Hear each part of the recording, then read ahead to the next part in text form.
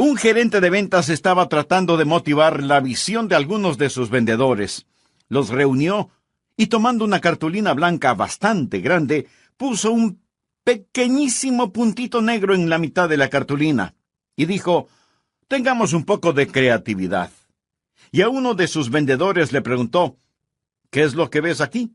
El hombre respondió: «Pues veo un puntito negro». Le preguntó al siguiente lo mismo y recibió la misma respuesta, y así sucedió con todos los vendedores. Entonces el gerente dijo: «No es extraño que todos ustedes solo vieron el puntito negro, pero nadie vio la blancura que lo rodeaba». Creo que muchos de nosotros vemos solo el punto negro de la autopreocupación, cuando Jesús dice: «Alzad vuestros ojos y mirad los campos, porque ya están blancos para la siega».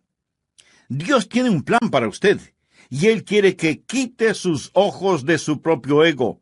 Y oro a Dios que este mensaje sea utilizado por Él mismo para ayudarle a que usted pueda hacerlo, porque yo no quiero herir sus sentimientos, pero sí quiero decirle algo. Y si de alguna manera llego a herir sus sentimientos, usted puede pedirme perdón y yo lo perdonaré.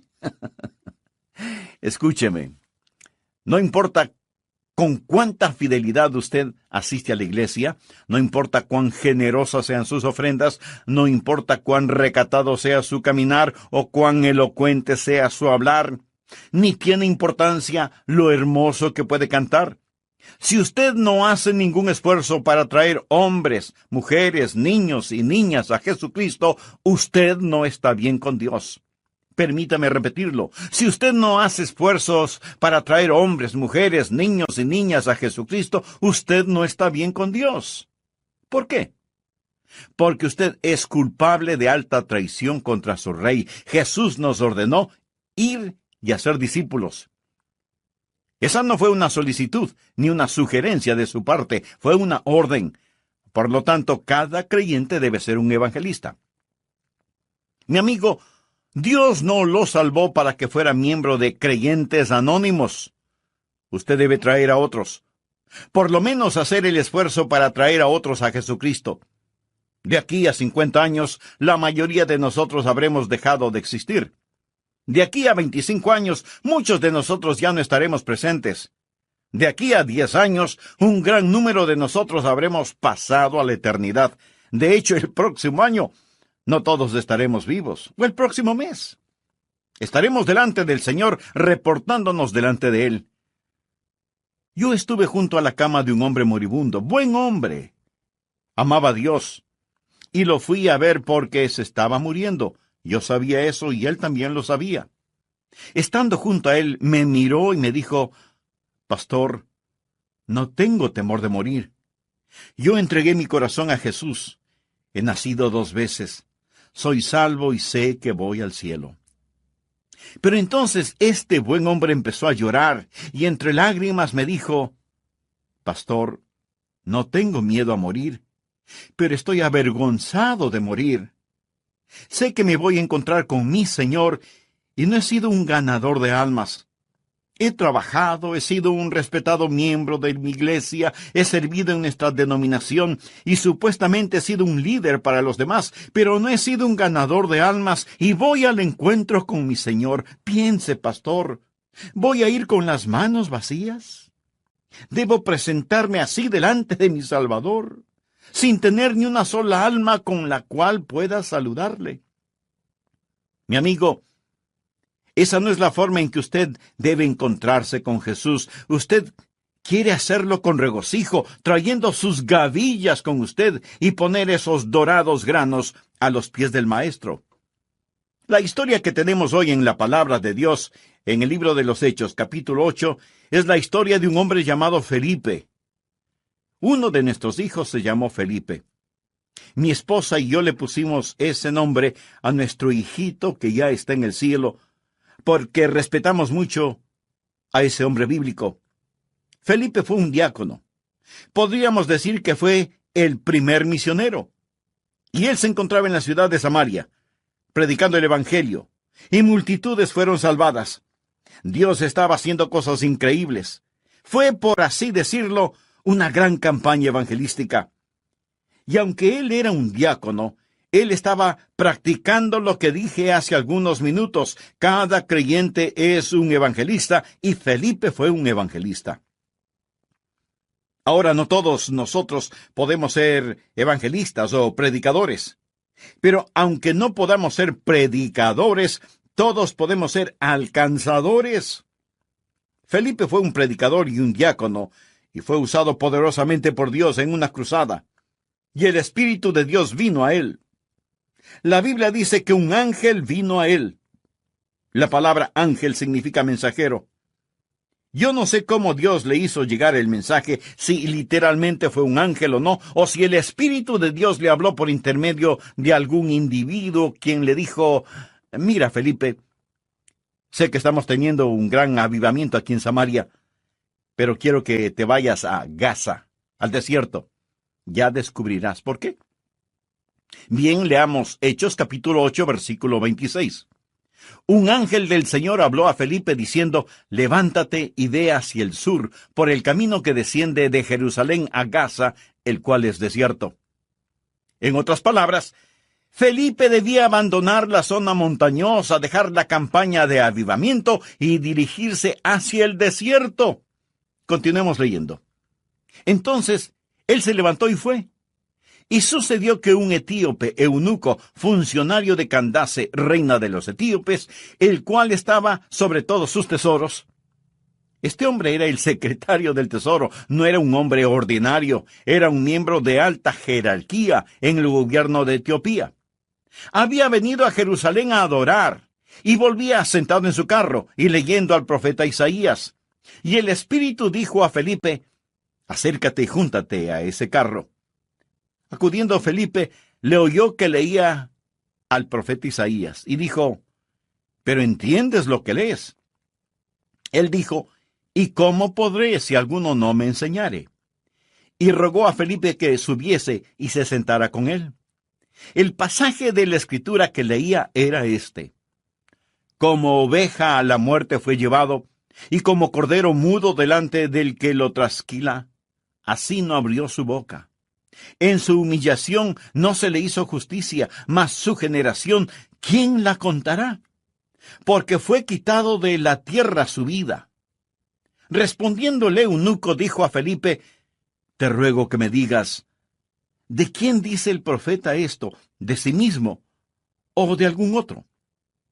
Ahora notemos el versículo 35, que es el versículo clave. Entonces Felipe, abriendo su boca y comenzando desde esta escritura, le anunció el evangelio de Jesús. Más tarde veremos que este etíope vino a Cristo, fue salvado, y yo estoy convencido que él fue el instrumento para abrir África del Norte al evangelio de nuestro Señor y Salvador Jesucristo. Ahora aquí tenemos esta historia que es más que una simple historia. Tenemos el modelo que muestra cómo Dios puede usarle a usted. Escúcheme atentamente, por favor. Dios nunca deja sin usar un vaso limpio, una vida rendida completamente a Él. ¿Desearía usted ser usado por Dios? ¿Le gustaría ser su testigo? ¿Le complacería ser un evangelista? ¿Le agradaría encontrarse con Jesús trayendo sus gavillas con usted? ¿Desearía regocijarse en esta vida y en el mundo por venir? Sé que sus respuestas a estas preguntas son positivas, entonces permítame compartir con usted algunas cosas para que pueda lograrlo. Primero, sea sensitivo a la dirección del Espíritu. Estamos hablando acerca de seguir a Jesucristo. Ahora, si Cristo está guiando, pero usted no está escuchando, entonces usted está en dificultades. Desde el punto de vista humano, lo que el Espíritu Santo le dijo a Felipe que haga realmente no tiene ningún sentido. Felipe se encontraba en un increíble avivamiento en Samaria y Dios le dice que abandone Samaria y se vaya a Gaza. Déjeme decirle algunas cosas. Por lo menos 3 cosas acerca de la dirección del Espíritu a las cuales usted debe ser muy sensitivo. Necesita entender que los caminos de Dios a menudo son inexplicables. Dios no le dijo a Felipe: quiero que vayas al desierto. Encontrarás una oportunidad sobre ruedas. Hay un hombre muy importante que quiero que conozcas allá.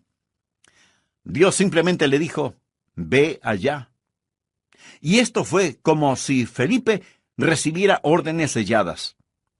Esto no quiere decir que usted debe ir de aquí para allá en forma indecisa, sino que debe ser lo suficientemente sensitivo si es que el Santo Espíritu de Dios le dice que vaya. ¿Irá usted? Verá, la obediencia perfecta no necesita el saber por qué. Cuando yo llegué a la Iglesia Bautista Bellevue, hace ya muchos años, francamente yo no sabía por qué.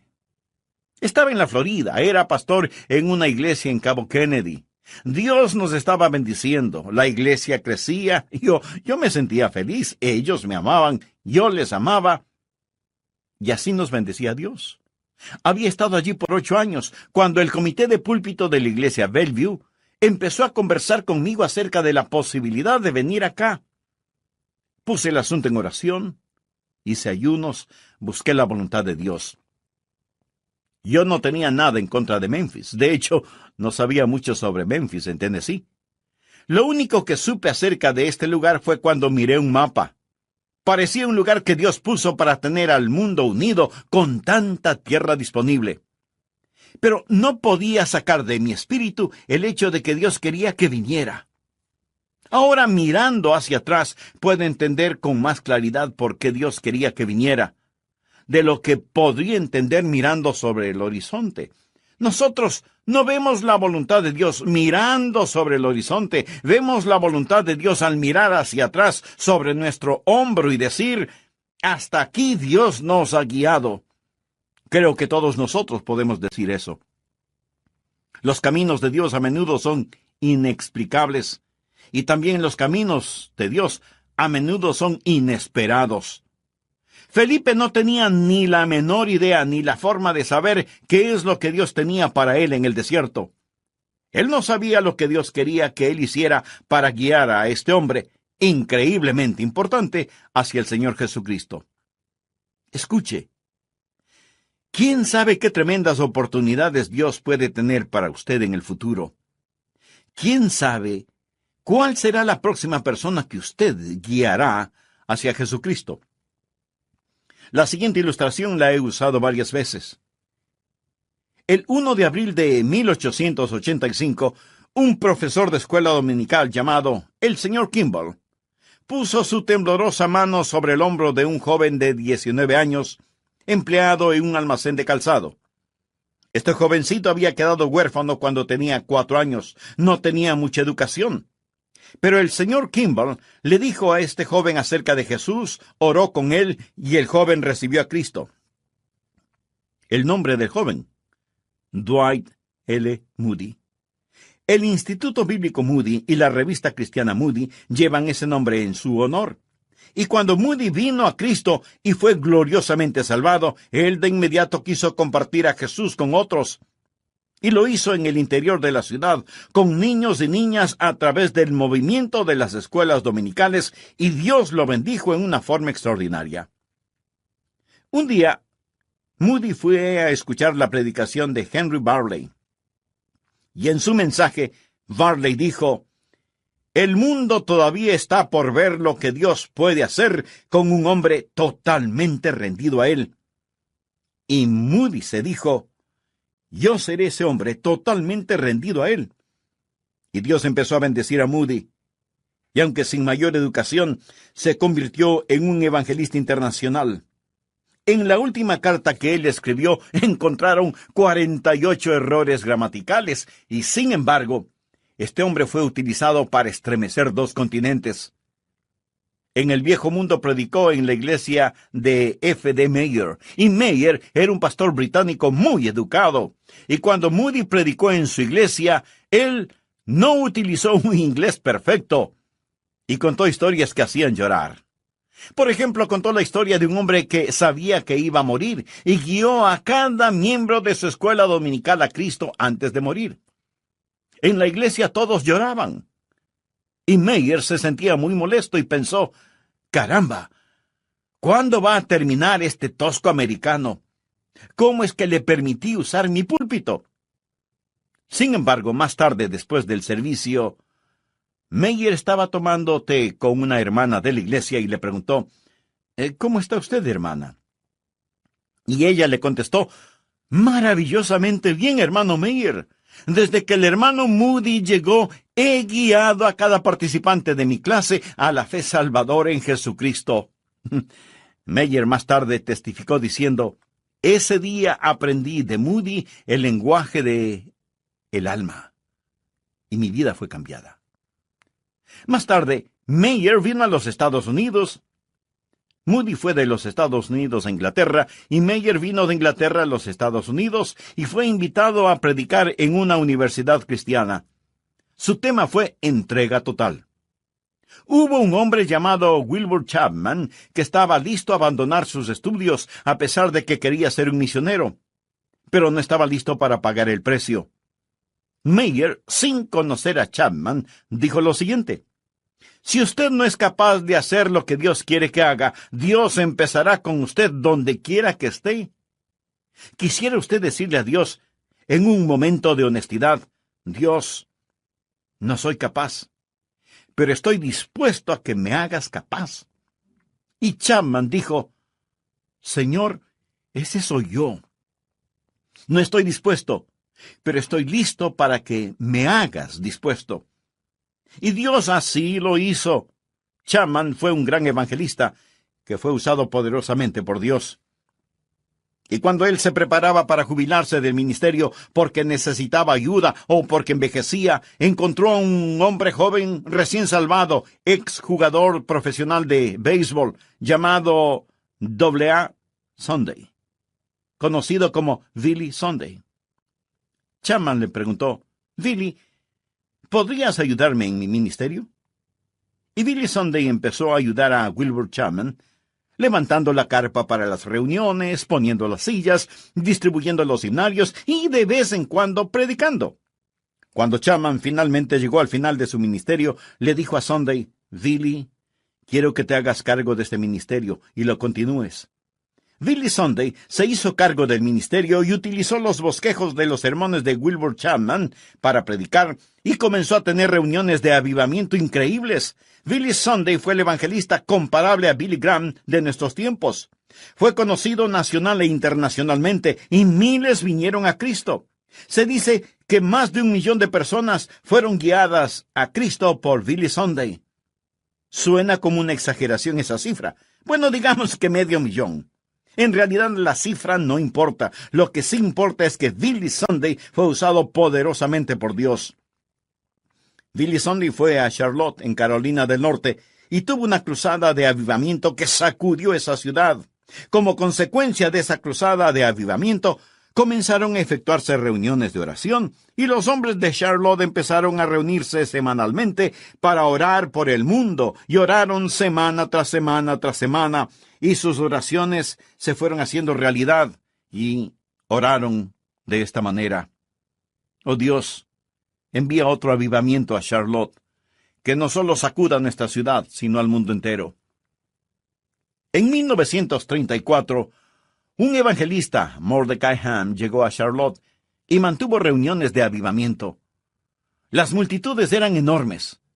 Un joven granjero de 16 años, delgaducho, había venido para, como él mismo lo confesó más tarde, para mirar a las chicas y ver quiénes estaban ahí. Dios estaba ahí. Y este jovencito que estaba sentado al frente pensó, hace demasiado calor aquí al frente y el predicador me ve muy fácilmente. Me voy a sentar con los del coro. Así el predicador no podrá verme, porque estaré detrás de él. Así este jovencito, llamado Billy Graham, se fue a sentar con los del coro. Pero el dedo de Dios lo encontró. Y esa noche Billy Graham entregó su corazón al Señor Jesús y ha sido utilizado por Dios, como usted muy bien lo sabe, como ningún otro hombre en la historia, trayendo almas a los pies de Jesucristo. Amigo, ¿quiere usted ser utilizado por Dios? Pues primero tiene que arrepentirse de sus pecados y, por fe, recibir al Señor Jesucristo como Salvador y Señor. Lo puede hacer este mismo instante. ore y dígale: Señor Jesús, desde este momento me entrego a ti. Perdóname, límpiame, úsame según sea tu voluntad. Lo pido en tu santo. Estoy compartiendo con usted el tema Todo creyente un evangelista. ¿Sabe usted del enorme potencial espiritual de una persona que usted trae a Jesucristo? En la historia de Felipe y el etíope eunuco, ese hombre, el etíope, estoy seguro que fue usado por Dios para abrir África del Norte para el Evangelio. ¿Qué nos dice esa historia a nosotros? Nos dice que necesitamos ser sensitivos a la dirección del Espíritu Santo, que debemos dejar que el Espíritu Santo de Dios nos guíe. Ahora déjeme decirle cómo trabaja el Espíritu Santo, cómo el Espíritu Santo opera. Primero, el Espíritu de Dios encuentra un hombre o una mujer cuyo corazón está abierto al Evangelio de Jesucristo. ¿Estuvo ese hombre listo? Evidentemente estaba listo. La Biblia dice que el etíope había estado en Jerusalén para adorar. Estaba buscando a Dios. Él había estado en la ciudad más religiosa sobre la faz de la tierra, pero los pozos de la religión estaban secos, y él regresaba religioso, pero perdido. Él tenía una porción del Antiguo Testamento. Tenía uno de los libros más extraordinarios del Antiguo Testamento en sus manos. Estaba leyendo Isaías 53, lo que yo llamo el Evangelio de Isaías. En otras palabras, el tiempo era propicio. No solo leía Isaías 53, sino que llegó al núcleo de ese capítulo que habla de la crucifixión del Señor Jesucristo, llevado como un cordero al matadero, y como un cordero no abrió su boca. En ese preciso momento, Felipe lo encontró. ¿Piensa que esto fue accidental? Dios trabaja en una persona hasta que esa persona está lista y madura. Entonces Dios trabaja en otra persona y le dice: tú eres mi elegido. Tengo a una persona aquí que está lista. Alguien con un corazón tierno, con hambre espiritual, con necesidades. Puedes venir desde Samaria. Ven aquí, a Gaza, en el desierto. Quiero que ustedes estén juntos. Dios trabaja en el pecador y Dios trabaja en el ganador de almas, y cuando somos sensitivos a la dirección del Espíritu, Dios nos junta. Jesús dijo: me es necesario ir por Samaria. ¿Por qué Jesús en este viaje vio la necesidad de ir por Samaria? Por causa de la mujer junto al pozo. Esa fue una cita divina. Jesús tomó el camino que la mayoría de personas no tomaría, se encontró con la mujer y le dio el agua de vida eterna. Cornelio y Simón Pedro. Dios trabajó en Simón Pedro y le dijo: Simón, tienes que dejar tu prejuicio racial. Hay un gentil al que necesitas testificar. Dios trabajó en ese gentil llamado Cornelio y le dijo: voy a enviar a alguien para que te diga cómo ser salvo. Y entonces, por alquimia divina, Dios los juntó. Ahora, ¿qué significa eso? Cuando usted es sensitivo a la dirección del Espíritu, Dios le guiará hacia alguien que necesita a Jesús. Aquellos que son estudiantes, mañana encontrarán a algún estudiante. Si usted es sensitivo, tal vez Dios está preparando a algún estudiante para que usted le testifique. Para los hombres de negocios, si son sensitivos, Dios les guiará hacia alguien, tal vez no mañana, pero en su tiempo. Dios le guiará si usted es sensitivo. Dios estará trabajando en algún individuo. Tal vez mañana, estudiante, habrá alguien que fue a la iglesia el domingo, fue a las fuentes de la religión y salió sediento. Tal vez conocen la Biblia, pero no saben cómo ser salvos. Manley Beasley, gran hombre de Dios, solía decir: cuando usted está bien con Dios, escuche, cuando usted está bien con Dios, tendría que apostatar para evitar el ganar almas. Quiero decir que cuando usted está en el fluir del Espíritu, cuando Dios trabaja en el corazón del no salvo y trabaja también en el corazón del ganador de almas, Dios los pondrá juntos. Mi amigo, ¿es usted guiable? Estamos hablando acerca de seguir al Señor. ¿Es usted un seguidor de Cristo? Dios tiene un plan para usted.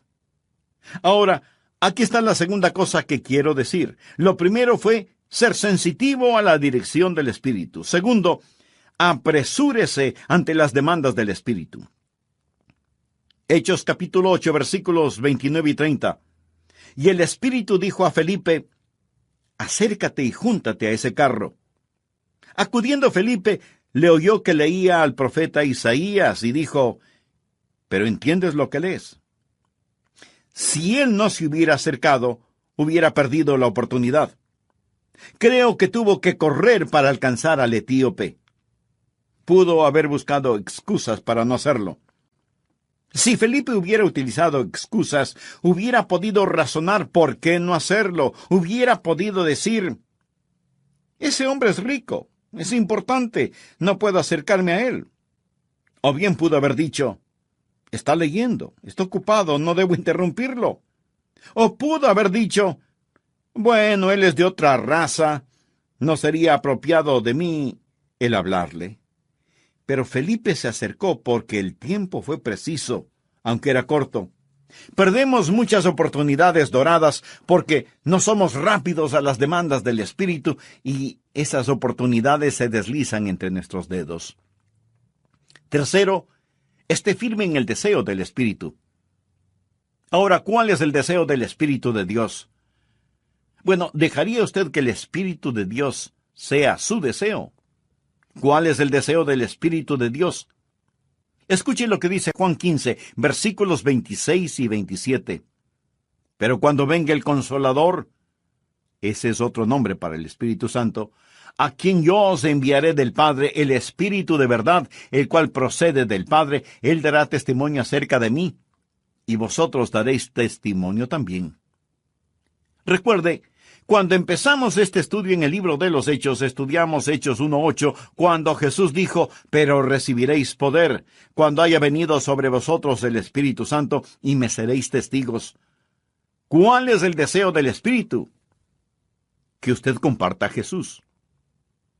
Miremos otra vez Hechos 8, versículo 30. Acudiendo Felipe, le oyó que leía al profeta Isaías y dijo: ¿pero entiendes lo que lees? Él dijo: ¿y cómo podré, si alguno no me enseñare? Y rogó a Felipe que subiese y se sentara con él. El pasaje de la Escritura que leía era este: como oveja a la muerte fue llevado, y como cordero mudo delante del que lo trasquila, así no abrió su boca. En su humillación no se le hizo justicia, mas su generación, ¿quién la contará? Porque fue quitada de la tierra su vida. Respondiendo el eunuco, dijo a Felipe: te ruego que me digas, ¿de quién dice el profeta esto? ¿De sí mismo o de algún otro? El versículo clave es Felipe abriendo su boca y comenzando desde esta escritura, le anunció el Evangelio de Jesús. ¿Cuál es el deseo del Espíritu? ¿Cuál es el trabajo del Espíritu? El que compartamos a Jesús. ¿De qué le habló Felipe al eunuco? No le dijo nada de su denominación, no le habló sobre asuntos raciales, no le habló de la política en Etiopía o en Jerusalén, le habló acerca de Jesús. Ese es el mensaje que necesitamos hoy, hablar de Jesucristo. Hay muchas personas que están haciendo cosas maravillosas, pero dejan a Jesús afuera. ¿Cuál es el deseo del Espíritu Santo? El que compartamos al Señor Jesús. ¿Cómo podemos tener la dirección del Espíritu y no tener el deseo del Espíritu? Y su deseo es que compartamos a Jesús. Miremos cómo Felipe compartió a Jesús con el eunuco. Le dijo algunas cosas básicas.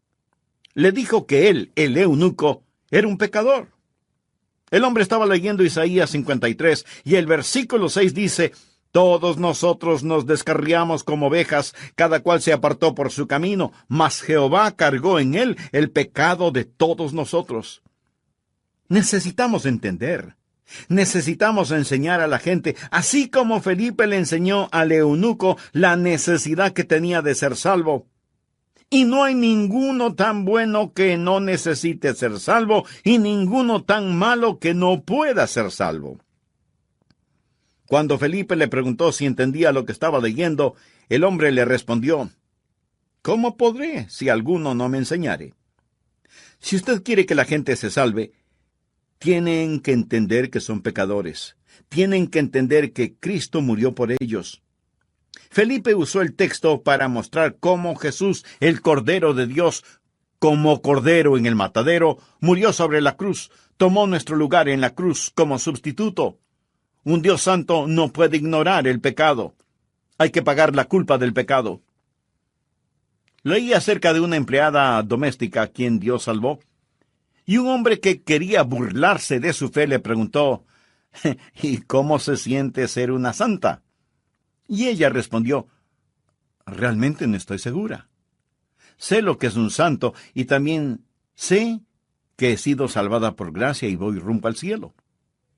Y el hombre le dijo: así que has sido salvada. ¿Y cómo se siente ser salvada? Y ella respondió: probablemente no puede explicarlo como para que usted entienda, pero le diré lo que yo siento. Siento que estoy en las sandalias de Jesús y que Jesús está en mis zapatos. Mi amigo, ni un teólogo pudo haber dicho mayor verdad. Todos nosotros nos descarriamos como ovejas, cada cual se apartó por su camino, pero Jehová cargó en él el pecado de todos nosotros. Él tomó nuestro lugar para que nosotros pudiéramos tomar su lugar. ¿Qué necesita entender para ser salvo? ¿Cuál es el deseo del Espíritu? Primero, que somos pecadores y necesitamos ser salvos. Como ovejas nos hemos descarriado. Jesús, el Cordero de Dios, fue sacrificado por nosotros. Y segundo, que la salvación es por fe, no por obras de ninguna naturaleza. Es un regalo de Dios. ¿Cómo sé que Felipe enseñó eso? Bueno, en Hechos 8, 36 y 37 leemos: y yendo por el camino, llegaron a cierta agua, y dijo el eunuco: aquí hay agua. ¿Qué impide que yo sea bautizado? Y Felipe dijo: si crees de todo corazón, bien puedes. Hay que tener el bautismo del creyente. No bautismo antes de creer, sino el bautismo del creyente. No es un bautismo el que salva, sino bautismo que, como lo voy a demostrar en un momento, es una ilustración y demostración de su salvación. Note lo que Felipe le dijo: debes creer con todo tu corazón, y entonces serás salvo. La salvación es por la gracia, por medio de la fe. Hay un himno que dice: maravillosa gracia. Nada depende de usted, todo es de Dios. ¿Lo entiende? Eso es gracia. En Romanos 11:6 leemos: y si por gracia, ya no es por obras. De otra manera, la gracia ya no es gracia, y si por obras, ya no es gracia. De otra manera, la obra ya no es obra. Eso tiene sentido si usted no lee ese versículo. En el plan de Dios, o es la gracia, o son las obras. Nunca es gracia y obras. Si usted estuviera colgando sobre un profundo precipicio, al fondo del cual hay cortantes rocas, y hay una cadena que tiene fuertes eslabones de acero, pero un eslabón es de papel crepé, ¿cuán seguro se sentiría usted sujetándose a esa cadena? Mi amigo, si cualquier parte de su salvación depende de usted mismo, no lo va a lograr, no lo va a lograr, es por gracia. ¿Qué es lo que Felipe le dijo al eunuco? Que era un pecador y que Cristo murió por él. Que si él ponía su fe en donde Dios puso sus pecados, él sería salvo. Ahora la señal de que él, en Hechos 8, 37 al 39, dice: Felipe dijo: si crees de todo corazón, bien puedes. Y respondiendo dijo: creo que Jesucristo es el Hijo de Dios. Y mandó parar el carro, y descendieron ambos al agua, Felipe y el eunuco, y le bautizó. Cuando subieron del agua, el Espíritu del Señor arrebató a Felipe, y el eunuco no le vio más, y siguió gozoso su camino. ¿Cuál fue el motivo para este bautismo? Primero, obediencia. ¿Ha sido usted bautizado? Jesús ordenó el bautismo cuando dio la gran comisión. Por tanto, id y haced discípulos a todas las naciones, bautizándolos en el nombre del Padre, y del Hijo, y del Espíritu Santo, enseñándoles que guarden todas las cosas que os he mandado. Y he aquí, yo estoy con vosotros todos los días, hasta el fin del mundo. ¿Quiere que Cristo esté con usted? Obedezca sus mandamientos, enseñe sus mandamientos, y el bautismo es uno de ellos. El bautismo no es necesario para la salvación, pero es necesario para la obediencia, y la obediencia es necesaria para el gozo. El eunuco siguió gozoso su camino. El bautismo es también una forma de confirmación, o sea, hacer real en la persona lo que le ha sucedido. Aquí estaba ese hombre de gran autoridad, yendo en su carro. Se salva. Ve un lugar con agua y pregunta qué impide que sea bautizado. Felipe le dice que si cree de todo corazón puede hacerlo. El hombre hace detener el carro, los dos bajan, y el eunuco pregunta, ¿qué debo hacer ahora? Felipe seguramente le dio algunas indicaciones. No sé exactamente cómo lo hizo, pero había suficiente agua para ser bautizado. No le echó unas gotitas de agua. Ambos se metieron en el agua y el hombre fue bautizado. La palabra griega baptizo significa sumergir. El hombre fue sumergido. ¿Por qué lo hizo? Para demostrar la muerte, la sepultura y la resurrección del Señor Jesucristo. Porque somos sepultados juntamente con Él. ¿Cómo lo fue Cristo?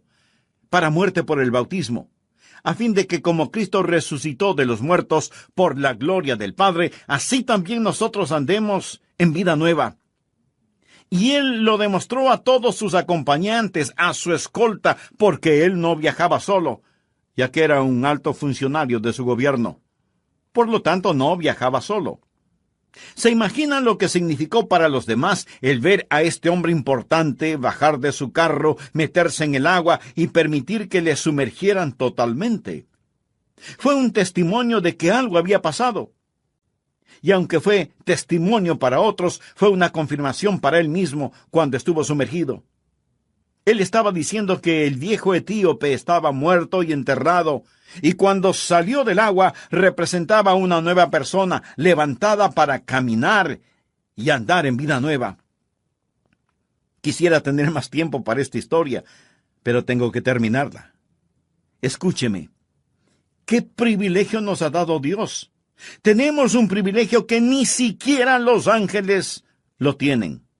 Eso es, traer almas a Jesucristo. Y tenemos una oportunidad que no la tendremos en el mundo futuro. Traer almas a Jesucristo. Dios le está llamando a usted para que sea un evangelista. Cada creyente es un evangelista. Y usted necesita ser sensitivo a la dirección del Espíritu, y necesita ser rápido a las demandas del Espíritu, y necesita estar firme en el deseo del Espíritu, y en esa forma glorificar a Jesucristo. Ahora, si Dios sacó a Felipe de Samaria y lo llevó al desierto, ¿por qué lo hizo? Lo hizo porque había alguien que necesitaba escuchar el Evangelio. Soy lo suficientemente osado como para decir que usted no me está escuchando por accidente. Dios puso este mensaje en mi corazón porque oré al prepararlo, y Dios lo tiene a usted escuchándolo. ¿Sabe por qué? Porque Dios le ama. Él quiere que usted se salve. Dios está trabajando en su corazón. Amigo, no siente hambre en su corazón. Es el Espíritu Santo de Dios trabajando en usted. Por último, déjeme decirle, y se lo prometo con la autoridad de la palabra de Dios, si usted confía en Jesús, Él le salvará instantáneamente.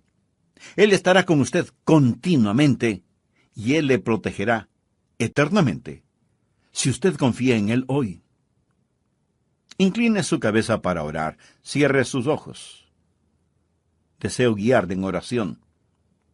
Si usted no tiene la seguridad de ser salvo, asegúrese ahora mismo. Diga esta oración silenciosa, pero fervientemente.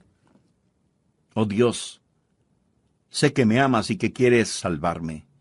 Jesús, tú moriste para salvarme, y prometes hacerlo si confío en ti. Me entrego a ti. Sé que soy pecador.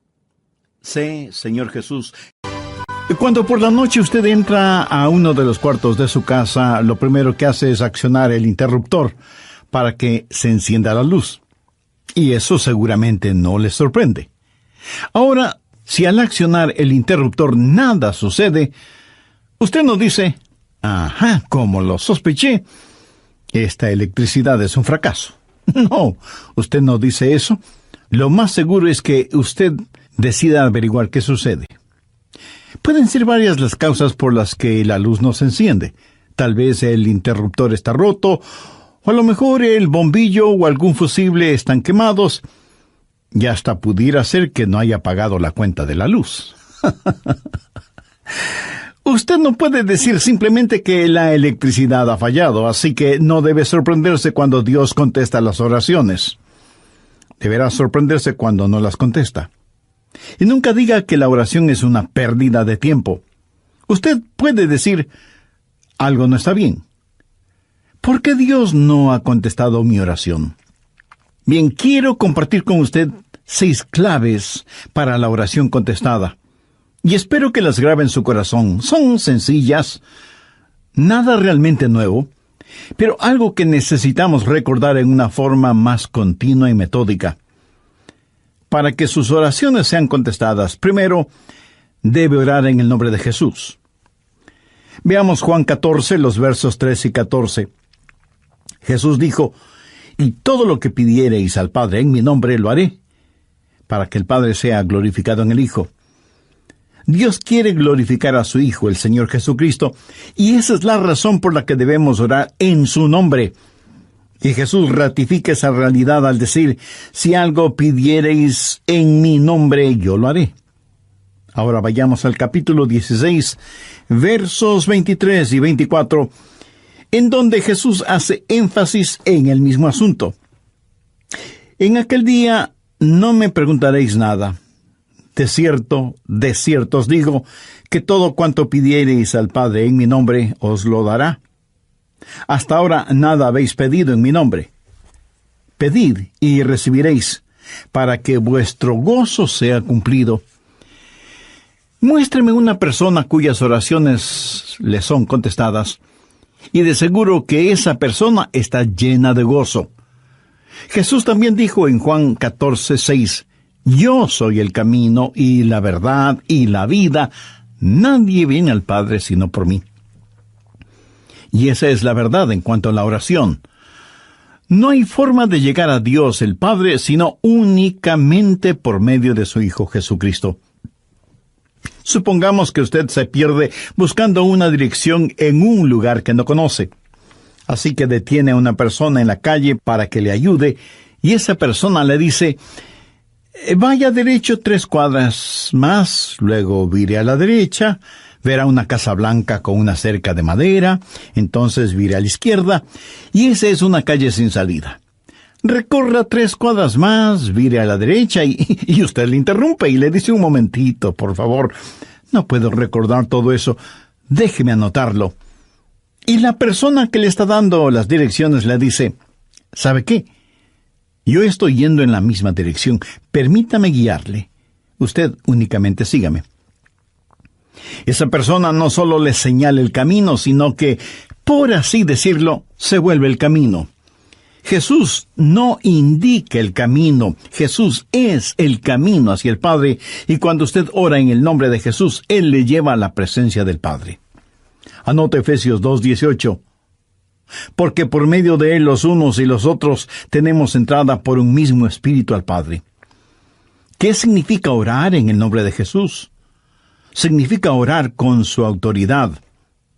Cuando usted pone su firma en un cheque y se lo da a alguien, esa persona va al banco y lo efectiviza.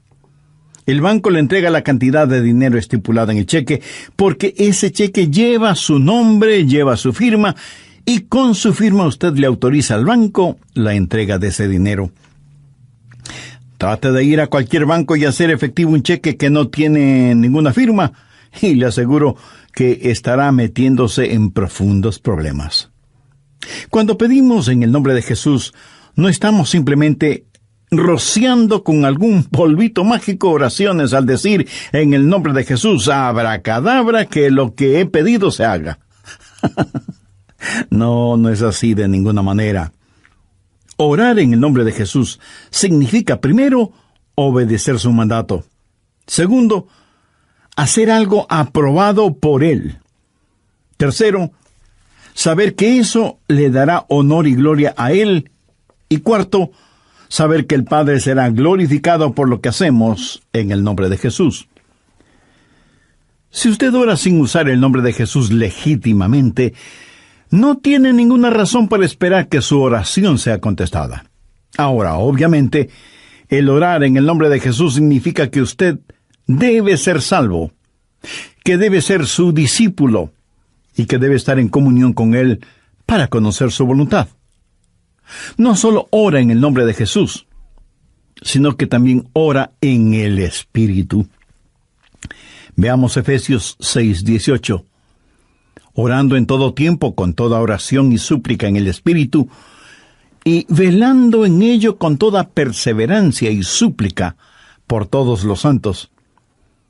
Así como se debe orar en el nombre de Jesús, hay que orar en el Espíritu. Casi al final del Antiguo Testamento hay un versículo muy interesante. Busque Zacarías 12:10. Dios habla de lo que hará en los últimos días, cuando los judíos como nación vengan a Jesús. Y derramaré sobre la casa de David y sobre los moradores de Jerusalén espíritu de gracia y oración, y mirarán a mí, a quien traspasaron, y llorarán como se llora por hijo unigénito, afligiéndose por él como quien se aflige por el primogénito. Hay muchas cosas maravillosas en este versículo, pero lo que más me bendice es que Dios dice que hay un Espíritu, el Espíritu Santo, que es el Espíritu de gracia y de oración. ¿Tiene usted dificultades al orar? ¿Sabe por qué? Porque no está lleno del Espíritu. Porque cuando lo esté, la alabanza y la oración fluirán de su Espíritu. Usted estará constantemente alabando a Dios y constantemente suplicando en oración. Dios dice que un día Él va a derramar su espíritu de gracia y oración sobre los judíos, pero Él ya ha derramado su espíritu de gracia y oración sobre usted. Por lo tanto, usted debe orar en el Espíritu. En la pequeña epístola de Judas, el verso 20, dice: «Pero vosotros, amados, edificando sobre vuestra santísima fe, orando en el Espíritu Santo». ¿Había notado eso? ¿Cómo se desafía usted mismo? Orando en el Espíritu Santo. ¿Por qué es tan importante orar en el Espíritu? Bien, sabemos que cuando oramos en el nombre de Jesús, oramos con autoridad.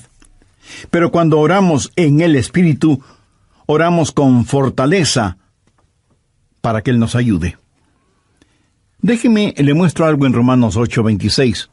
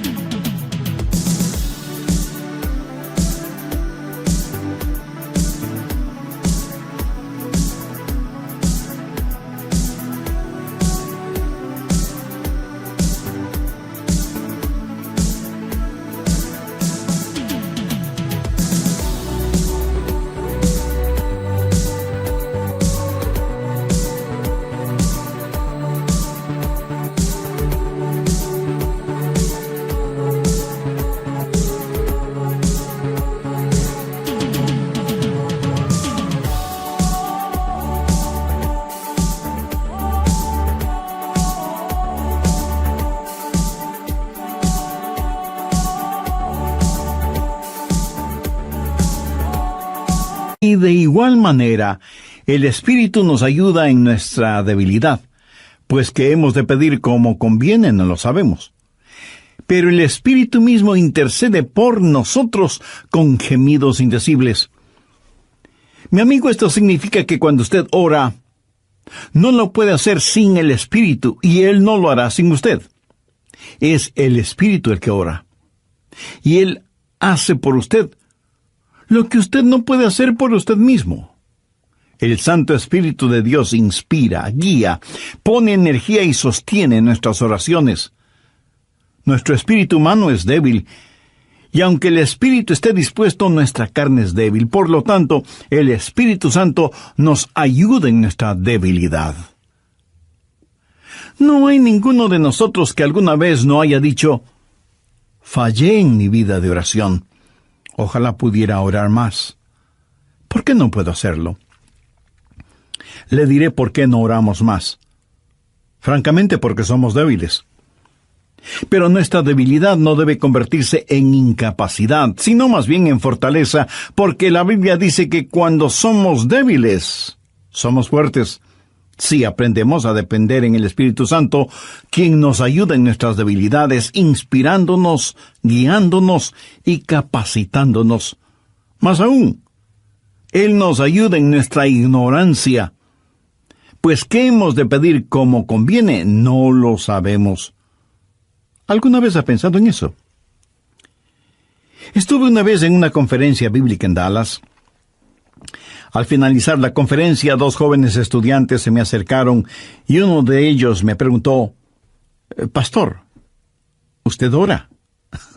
Le respondí que sí. Entonces me dio una pequeña tarjeta diciéndome: «Aquí están nuestros nombres. Somos estudiantes en el seminario. Por favor, ore por nosotros». Yo les agradecí y puse esa tarjetita en mi Biblia. He orado por esos estudiantes, pero no creo que lo haya hecho en forma regular. No porque ellos no me importen, pero una asignación de oración es más que 2 nombres en una tarjeta. Si tuviera que orar por todos quienes me piden que ore por ellos, ni las 24 horas del día serían suficientes, se lo aseguro. Esa es la verdad. Si usted trata de orar por todos y por todo, su oración, en vez de ser un caudaloso río, se convertirá en un estancado pantano. La oración, para que sea poderosa, tiene que ser canalizada. Cuando alguien me dice que está orando por mí, me siento increíblemente bendecido. Y hay hermanos que me dicen que oran por mí diariamente, y doy gracias a Dios que muchos oran por mí. Pero me entristece la realidad de que hay millones de seres humanos por los cuales nadie ora. Ahora escúcheme. Yo no deseo estar en la lista de oración de alguien, a menos que el Espíritu Santo haya puesto primero mi nombre en el corazón de la persona que dice que ora por mí. Y cuando usted está orando por otras personas en forma individual, muchas veces no sabrá cómo orar por ellos. Por ejemplo, su tía Rosita está enferma, y usted ora: «Señor, restaura la salud de tía Rosita». ¿Cómo sabe que Dios no está preparando a tía Rosita para llevársela al cielo? Y usted ora para que tía Rosita todavía se quede en la tierra, mientras que, de acuerdo a Juan 17:24, Jesús ora y dice: «Padre, aquellos que me has dado, quiero que estén donde yo estoy». ¿Dónde está Jesús? En el cielo. ¿Dónde está la tía Rosita? Todavía en la tierra. En las reuniones de oración, más se ora para que la gente sea sanada que lo que se ora para que la gente sea salvada. Parece que estamos más interesados en mantener a los salvos fuera del cielo que a los perdidos fuera del infierno. No sabemos orar como debemos orar. Cuando Saulo perseguía a los seguidores de Cristo, antes de que fuera el apóstol Pablo, me pregunto qué oraba la iglesia en relación con Saulo. Si yo hubiera vivido en esa época, seguro que hubiera orado: «Señor, mira cómo este Saulo nos persigue. Elimínalo, evapóralo, Señor, haz algo con él». Y ciertamente, Dios hizo algo con él, pero no precisamente como se lo pedimos. Dios lo transformó en el poderoso apóstol Pablo. A veces no sabemos ni lo que pedimos. Por eso el Espíritu Santo que intercede por nosotros dice: Señor, esto es lo que Adrián está pidiendo, pero esto es lo que en realidad necesita. El Santo Espíritu de Dios nos ayuda en nuestras debilidades cuando nosotros no sabemos cómo orar, por qué orar, o cuando no tenemos la fortaleza, ni la energía, ni el deseo de orar. E intercede con nosotros, como la Biblia lo dice en Romanos 6:26, pero el Espíritu mismo intercede por nosotros con gemidos indecibles. Ni usted ni yo, nadie puede orar como el Espíritu Santo puede hacerlo. Y la expresión gemidos indecibles era utilizada para describir los dolores de una mujer dando a luz. Eso, mi amigo, es orar en el Espíritu. Intercede por nosotros con gemidos indecibles, porque muchas veces nosotros no sabemos qué pedir. Algunos años atrás, yo viví la experiencia de un profundo dolor emocional y espiritual a tal grado que no podía ni siquiera articular una sencilla oración. Lo único que podía hacer era quejarme. Pero el Santo Espíritu de Dios escuchó mi oración, y Él llevó mi dolor, mi súplica, hasta el trono de la gracia y la misericordia de Dios. Entonces usted ora primero en el nombre de Jesús, segundo en el Espíritu Santo. Para orar en el nombre de Jesús, usted tiene que ser salvo. Y para orar en el Espíritu, usted tiene que ser lleno del Espíritu Santo de Dios. Tercero, usted debe orar en obediencia a Dios. Es una malvada necedad el esperar que Dios escuche sus oraciones cuando usted no está viviendo en obediencia a Él. Lo triste es que hay personas que tienen la idea de que Dios les bendecirá aún en su desobediencia. Razone esto un instante. Si usted está viviendo una vida de desobediencia, y aún así Dios contesta sus oraciones, ¿qué es lo que Dios está haciendo? Está animando y recompensando su pecado. Pero escúcheme, Dios le ama demasiado como para hacer eso. Veamos el Salmo 66. Quiero mostrarle algo. Salmo 66, verso 18. Este es un versículo que debería estar subrayado en su Biblia. Si en mi corazón hubiese yo mirado la iniquidad, el Señor no me habría escuchado. Ahí lo tiene, en blanco y negro y bien impreso. Y usted no tiene que ser un científico aeroespacial para entender eso, ¿verdad? Muchos hablan de las grandes promesas en la oración. Bien, esta es una promesa. Si en mi corazón hubiese yo mirado la iniquidad, el Señor no me habría escuchado. Ahora, note que no dice, si hubiera pecado, Dios no me escucharía. Dios no le escuchará a usted. Dios no me escuchará a mí. Dios no escuchará a nadie que tenga iniquidad en su corazón. Iniquidad significa el hacer trato con el pecado, sentirse en paz haciendo el pecado. Y si yo tengo cualquier iniquidad en mi corazón, Dios no me escuchará. Ora usted a Dios. Si tiene algún pecado en su corazón, ¿cómo puede esperar que Dios le escuche? Para que Dios le escuche, usted tiene que arrepentirse de sus pecados y tener a Jesús como su Salvador y Señor. De vez en cuando alguien me dice, pastor, Dios me ha dado la habilidad de decir hermosas oraciones. Y si Dios mismo me ha dado esa habilidad, quiero decir que Él está impresionado con mis oraciones. Mi amigo, hay una buena palabra griega para describir lo que usted está diciendo. Tontería. Escúcheme, Dios no se impresiona con sus oraciones, pero sí se impresiona con su necedad. Veamos lo que dice Isaías 1:13. No me traigáis más vana ofrenda. ¿Sabe usted lo que es una vana ofrenda? Es solo una oración vacía. No me traigáis más vana ofrenda. el incienso me es abominación.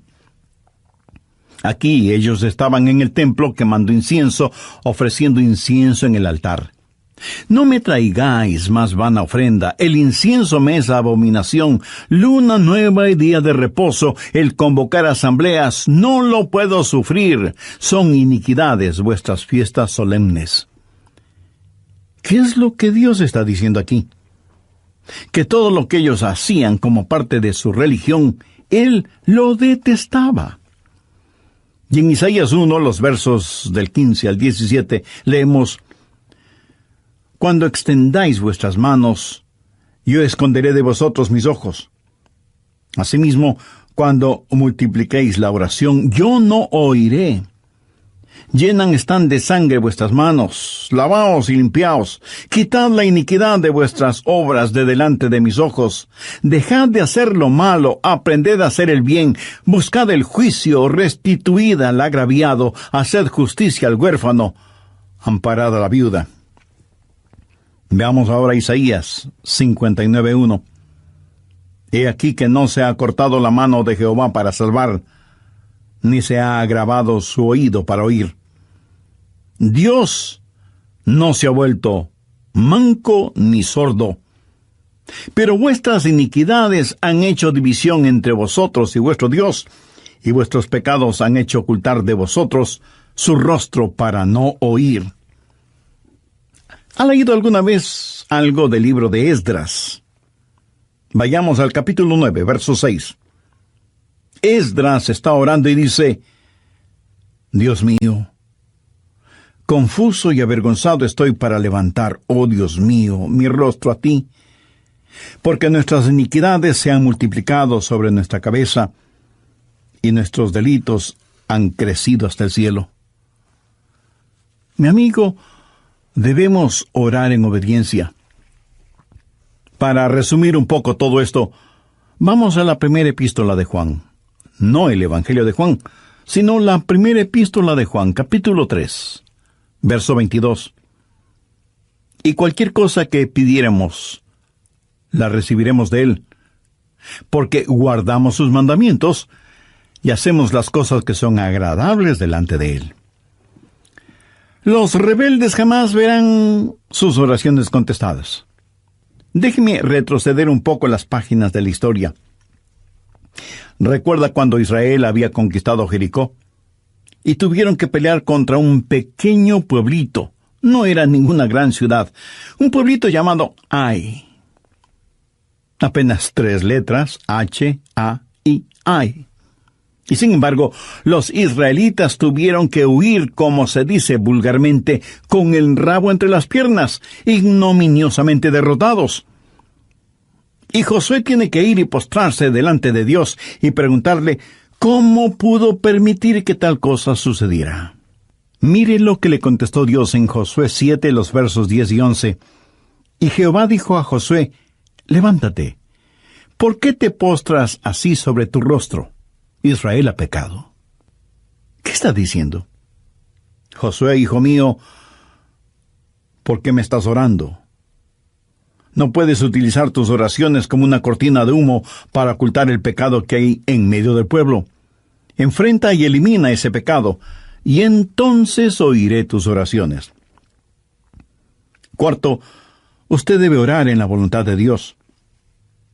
No solo conocer a Jesús, no solo ser lleno del Espíritu, no solo obedecer los mandamientos, pero aun habiendo hecho todo esto, todo lo que usted desea no es necesariamente la voluntad de Dios para usted.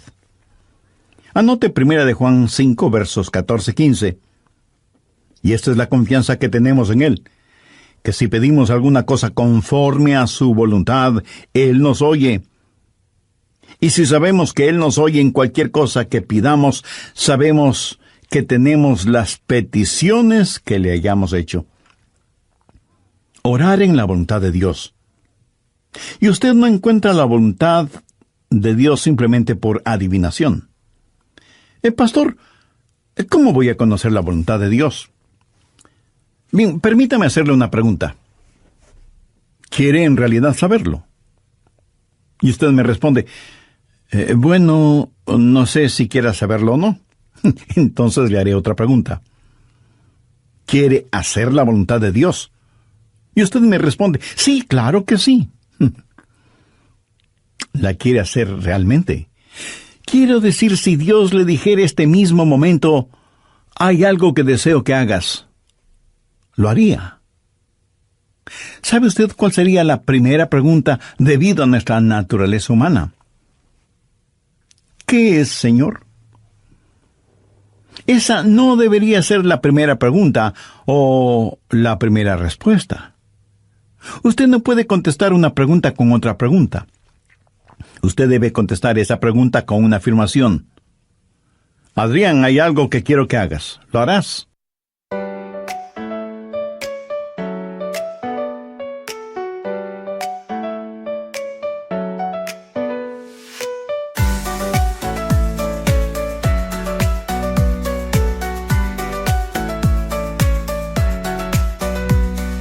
Raindrops falling down my face, like tiny tears in a happy chase. Hopping through the puddles, see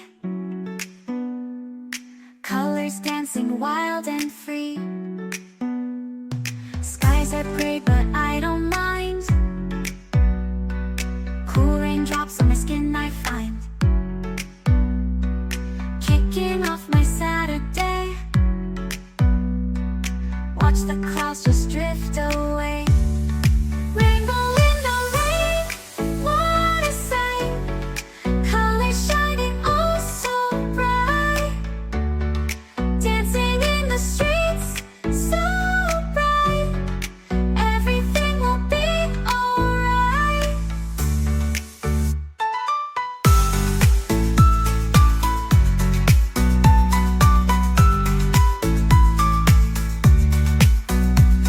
Umbrella spinning, twirling round. A colorful halo on the ground. Music playing on the sand. Skipping beats, the heart will sway. Feel the world come out to play. Lightning cracks, but don't you fear. Magic shines when skies are clear. Raindrops whisper secrets true. A hidden beauty shines right through. Rainbow in the rain, what a sight. Colors shining oh so bright. Dancing in the streets, so bright. Everything will be alright. Raindrops falling soft, peeks through. Rainbow magic, me and you.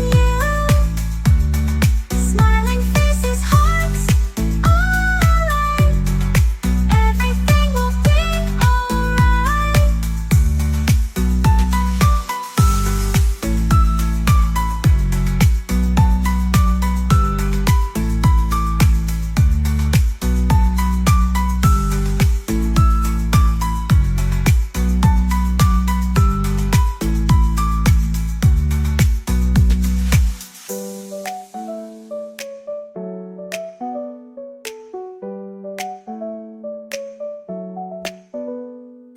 Raindrops falling, sun peeks through.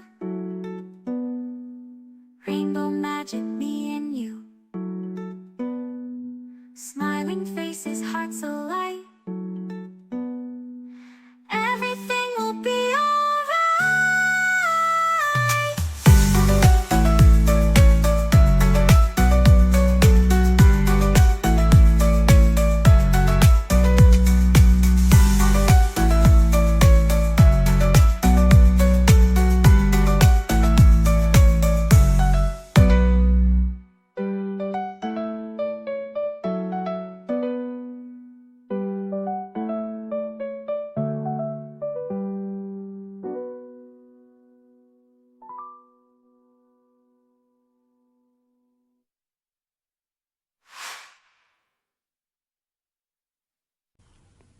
Yo debo contestar, sí, Señor, lo haré.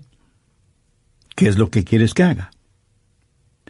Mira, la manera de conocer la voluntad de Dios no es sabiendo lo que es, sino comprometiéndose a hacerla aún antes de saber lo que es. Eso es confianza. Sencillamente diga: Señor, estoy listo, y haré lo que quiera que tú quieras que haga. Y aunque esa frase pueda trabar nuestra lengua, destraba nuestra capacidad de obediencia. Debo admitir que muchos tienen temor de la voluntad de Dios. De alguna manera se les ha metido la idea en la cabeza de que si se prestan para servicio bajo la voluntad de Dios, van a terminar como misioneros en el país de Sal si puedes, viviendo en una choza con piso de tierra y comiendo carne de serpiente o quién sabe qué otros exóticos alimentos. ¿Sabe qué? Pudiera ser que así suceda. La forma de conocer la voluntad de Dios es aceptando la voluntad de Dios antes de conocer cuál es la voluntad de Dios. Y aunque suena complicado lingüísticamente, espiritualmente no lo es. Pero usted me dice: pastor, quiero más detalles. Muy bien, le voy a dar más detalles. La voluntad de Dios es buena, perfecta y aceptable. Y si piensa que esto lo digo porque soy muy inteligente, pues siento desilusionarle. Veamos qué dice Romanos 12, versos 1 y 2. Así que, hermanos, os ruego por las misericordias de Dios, que presentéis vuestros cuerpos en sacrificio vivo, santo, agradable a Dios, que es vuestro culto racional. No os conforméis a este siglo, sino transformaos por medio de la renovación de vuestro entendimiento, para que comprobéis cuál sea la voluntad de Dios, agradable y perfecta. Usted no necesita saber nada más que esto. La voluntad de Dios es buena, agradable y perfecta. Preséntese usted mismo como un sacrificio vivo y santo delante de Dios, y usted, sin ninguna sombra de duda, conocerá y comprobará que la voluntad de Dios es siempre buena, agradable y perfecta. La oración no es para manipular la voluntad de Dios, para que se amolde a la suya. Es descubrir la voluntad de Dios y meterse de cabeza en ella. Pero escúcheme con atención. En última instancia, usted no encuentra la voluntad de Dios. La voluntad de Dios lo encuentra usted. Cuando su corazón está bien con Dios, usted presenta su cuerpo como un sacrificio vivo y rehúsa el ser amoldado por el sistema y los valores del mundo, para más bien ser transformado, renovado en su mente y empezar a pensar los pensamientos de Cristo y, por lo tanto, tener la capacidad de orar en la voluntad de Dios. Quinto, orar en comunión con los creyentes. Por favor, busque el Evangelio de Marcos, capítulo 11, los versos 25 y 26. Y cuando estéis orando, perdonad si tenéis algo contra alguno, para que también vuestro Padre que está en los cielos os perdone a vosotros vuestras ofensas. Porque si vosotros no perdonáis, tampoco vuestro Padre que está en los cielos os perdonará vuestras ofensas. Mi amigo, no se olvide que un pecado no perdonado es la más formidable barrera contra la oración. Tantas personas se preguntan por qué sus oraciones no son contestadas cuando están guardando tremendos resentimientos en su corazón. Le pregunto, ¿ese resentimiento, ese enojo, vale la pena tenerlo? Lo que es peor, ¿vale la pena ir acumulándolo, guardándolo, hasta que por fin estalla, hiriendo no solo a quienes motivaron ese enojo, sino a usted mismo? La satisfacción carnal de guardar un resentimiento contra alguien no vale de ninguna manera la pena, porque impide que nuestras oraciones sean contestadas. Escuché de una pequeña niña que una noche, por haberse portado mal, su mamá le mandó temprano a la cama. Pero antes de acostarse, la niña debía orar. Ella así lo hizo. Oró por su hermana y su hermano, oró por su papá y su abuelita, oró por sus amigas en la escuela, oró por su profesora, oró por su perro y por su gato, y finalizó con un alegre amén. Luego, mirando a su madre, le dijo: como habrás notado, mamá, tú no estuviste en mi oración. Me imagino que esa oración no habrá salido de ese cuarto, menos habrá llegado al cielo. Pero hay una profunda lección en esto. Sería una temeraria necedad si alguien, teniendo un espíritu no perdonador, pretende que sus oraciones sean contestadas. Y esto es verdad de manera especial entre marido y mujer. En 1 de Pedro 3:7 leemos: vosotros maridos igualmente, vivid con ella sabiamente, dando honor a la mujer como a vaso más frágil y como a coherederas de la gracia de la vida. ¿Para qué? Para que vuestras oraciones no tengan estorbo. Muchos esposos y esposas, aun siendo creyentes, viven como perros y gatos, son como palo y piedra, y aún así se preguntan por qué sus oraciones no son contestadas. Sexto, usted debe orar en fe. En Mateo 21:22 leemos: y todo lo que pidiereis en oración, creyendo, lo recibiréis. Por favor, subraye en su Biblia la palabra creyendo. Ore creyendo, y todo vendrá. Ore dudando, y nada tendrá. ¿Alguna vez ha dicho: Dios, yo creo, cuando en realidad no creía? Muchos piensan que el decir que creen les será contado como si en verdad creyeran. Estaban mintiendo, ellos lo sabían, y Dios también lo sabía. ¿Alguna vez ha orado sabiendo que Dios escuchaba sus oraciones y recibió? La fe no es algo que usted guarde en su bolsillo o en su cartera para gastarla en cualquier cosa que se le antoje. Usted no puede tener fe para nada fuera de la voluntad de Dios, porque Dios no da fe para nada que esté fuera de su voluntad. Y usted no puede tener ninguna fe a menos que Dios se la dé. Y no faltará quien pregunte: ¿por qué no tengo más fe? Si usted pone en práctica lo que he compartido en este estudio bíblico, le puedo asegurar que descubrirá que la fe está ahí. Cuando usted ora en el nombre de Jesús, cuando usted ora en el Espíritu Santo, cuando usted ora en obediencia y en comunión, cuando ora en la voluntad de Dios, la fe está ahí. Pero si estos elementos espirituales no están ahí, tampoco estará la fe. Ustedes, esposos, han tenido alguna vez un argumento. Y si me dice que no, con toda mi cariñosa cortesía le diré que son mentirosos. Cuando marido y mujer tienen un argumento y no lo solucionan, y luego se arrodillan para orar por su hijito enfermo, ¿no se sienten espiritualmente enfermos? ¿No sienten que están actuando hipócritamente? Saben que sus oraciones no se elevarán ni un centímetro del piso y por lo tanto jamás llegarán al cielo. No tienen ninguna fe como para que sus oraciones sean contestadas. Cuando sus corazones sean justos, puros y limpios, y palpiten al mismo compás espiritual, entonces tendrán fe. Y al tener fe, esa fe será el combustible para transportar su oración hasta el trono de la gracia de Dios. Jorge Mueller, de Bristol, Inglaterra, fue un gran siervo de Dios y un poderoso hombre de fe.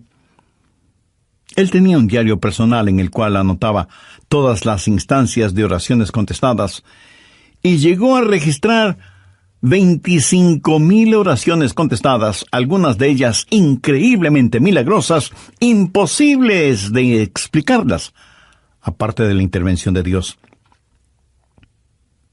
Alguna vez alguien le preguntó a George Mueller: ¿cuál es el secreto para que las oraciones sean contestadas? ¿Sabe cuál fue su respuesta? Tenga fe en Dios. Tenga fe en Dios. Ahora, yo no creo que él dijo tenga fe en Dios, sino que dijo tenga fe en Dios. Mira, en realidad no es una gran fe la que necesitamos, sino que necesitamos tener fe en un gran Dios. Fe no es solo un sentimiento positivo, ni el que usted se vuelva frenético o fanático, sino tener la absoluta confianza de que Dios hará lo que usted le ha pedido, si ese pedido está encuadrado dentro de los parámetros de la voluntad de Dios. Los discípulos le dijeron a Jesús, Señor, enséñanos a orar. Y ese debe ser nuestro pedido también, para que Dios nos ayude a ser hombres y mujeres de oración. Hay algo en nosotros que se resiste a orar. Preferimos ocuparnos en cualquier otra cosa en vez de orar. Y eso se debe a nuestra naturaleza carnal y pecaminosa. Por eso necesitamos la ayuda de Dios para que amemos de tal manera a Jesús y seamos llenos de su Espíritu Santo para que la oración fluya de nosotros en forma constante y que oremos siempre en el nombre del Señor Jesucristo. ¿Ha notado con qué facilidad podemos pasar horas haciendo deportes o realizando nuestros pasatiempos favoritos o simplemente mirando programas en la televisión? Pero ¿qué trabajo nos cuesta invertir unos minutos en la oración? La oración eficaz, mi estimado amigo, debe ser un acto intencional de nuestra voluntad. No debemos acercarnos al trono de la gracia en forma casual, sino en forma totalmente intencional. Seguramente entre quienes me escuchan habrá quienes, a pesar de ser religiosos, este asunto de la oración es muy secundario en sus vidas. Ahora, si usted aún no es salvo, mayor razón para que ore a Dios. Lo puede hacer este mismo momento diciendo con sus propias palabras algo como la siguiente oración. Dios eterno, reconozco que soy una persona que no me he acercado a ti en oración, sino en raras ocasiones. Reconozco también que soy pecador, que estoy perdido y que necesito ser salvo para tener la seguridad de ir al cielo cuando me llames a tu presencia. Señor Jesús, creo que eres el Hijo de Dios y que entregaste tu vida y derramaste tu sangre en la cruz para, por medio de tu sacrificio, pagar la deuda de mis pecados, perdonarme, limpiarme y salvarme. No sé si mi fe es grande o pequeña, pero con la fe que tengo este momento te invito a que vengas a mi corazón y seas mi Salvador y mi Señor. Toma el control total de mi vida y ayúdame a ser la clase de persona que tú quieres que sea. Ayúdame a ser un testigo fiel de tu gracia y misericordia hasta el momento en que me llames a tu presencia. Lo pido en tu santo nombre. Amén.